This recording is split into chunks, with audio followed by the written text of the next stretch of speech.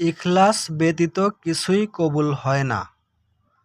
হযরত আবু উমামা রাদিয়াল্লাহু তাআলা আনহু থেকে বর্ণিত, রাসূলুল্লাহ সাল্লাল্লাহু আলাইহি সাল্লাম ইরশাদ করেন, আল্লাহ তাআলা সমস্ত আমলের মধ্যে শুধু সেই আমলটুকুই কবুল করেন যা খালেছভাবে শুধুমাত্র তাঁর সন্তুষ্টির জন্যই করা হয়।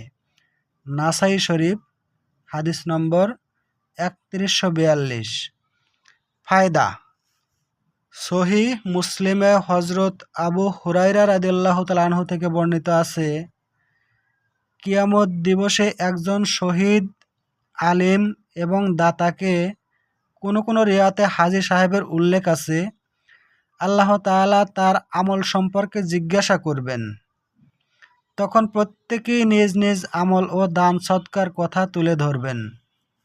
তখন আল্লাহ বলবেন, তোমরা মিথ্যা বলছো, কেননা তোমরা সেগুলো দুনিয়ার নাম খ্যাতি অর্জনের নিয়তে করেছিলে, আর দুনিয়াতে সেটা তোমাদের দেয়া হয়েছে, সুতরাং তোমরা এখানে কিছুই পাবে না।